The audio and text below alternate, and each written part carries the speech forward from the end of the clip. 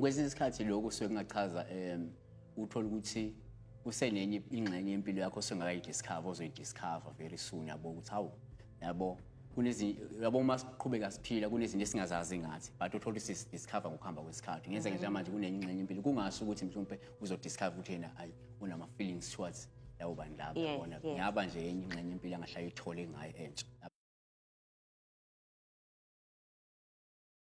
Uthobeka uthi I often dream of myself in the kitchen cooking but I don't know who I am cooking for. So amaphupho abantu abaphekayo pastor siyawezwa nangu nothobeka nawe ufuna ukwazi ukuthi pastor ngiphupha ngisekitchen naku ngiyapheka kodwa angazi nokuthi lokudle ngikuphekayo ngikuphekela abantu.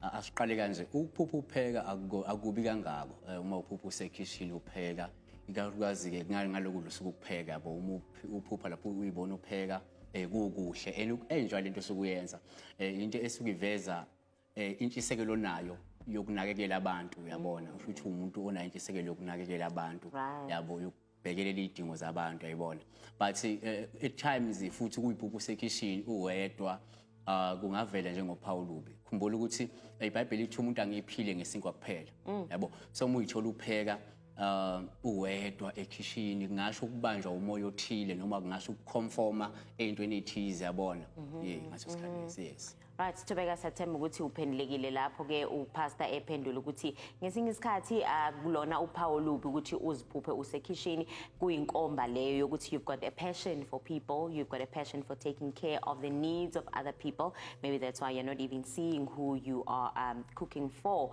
Obake Muthibe uthi pastor, what does it mean when you dream of yourself as a child playing? Obake uyaziphupha lapha na uyingane uyadlala kodwa ngiyacabanga obake usekhulile.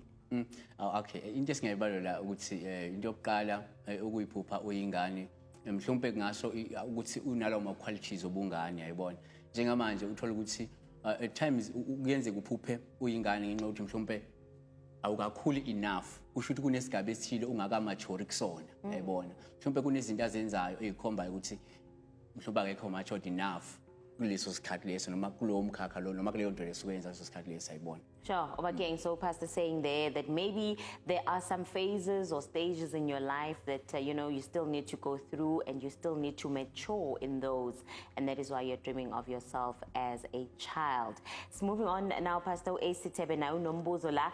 I have had this dream of myself getting a haircut 3 times now. Does it mean anything? And I suppose that last part is exactly what I was trying to ask in the beginning. Sometimes, do all dreams need to have a meaning? And I suppose this is what the question is asking. Pastor, ngiphupha njalo ngigunda inwele kusho ukuthini lokhu? And I suppose mhlambe khona nokweBhayibheli la pastor.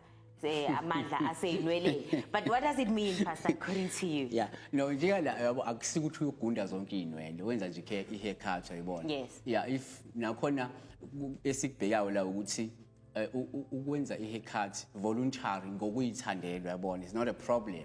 Inkinga ingaba sekuthenini uma egundwa inwele ngenkani yabo but njengamanje umuntu obonakala mhlawumbe usebaba shop uyokhatha vele voluntary usho ukuthi umuntu esingasho ukuthi njengamanje umuntu mhlawumbe ozama ukuimprove indlela abantu abambheka ngayo mhlawumbe is trying hard to improve i-image yakhe yabo njengamanje so angayibona yabo elukhuza noma kusho ukuthi mhlawumbe in the near future ngeze uthola ukuthi uzo-embarka kwi-journey yoku-improve indlela abantu abambheka ngayo noma i-image yakhe. That sounds very, very beautiful. All right, Nefisa Ngobo uthi ke pastor, I have dreamt of my boss. Yo pastor iba nzima le.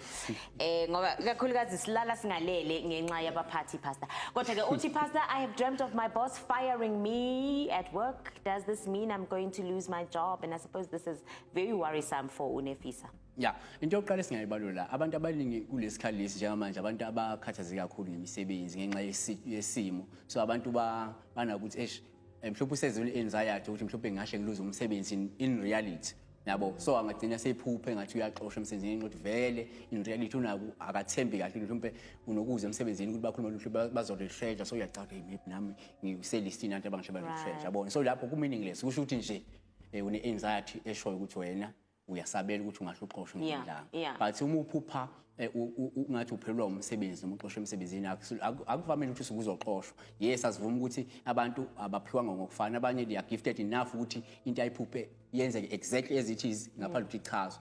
But uma uphupha uxoshwe emsebenzini suke kungenzeka uthole ukuthi kuney'nguquko ezizayo ezinhle, yayibona.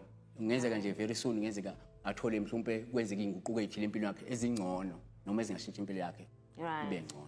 So Nafisa, it does not always mean that you are going to lose your job if you dream of being fired from work. It might also just mean that there are new developments, new things that are going to happen in your life, or you might just have anxieties because of the time that we're in right now. Maybe you've heard a few talks at work about retrenchments. Maybe you're worried about the situation at work. You are overthinking. So the anxiety is leading to you probably having those kinds of dreams.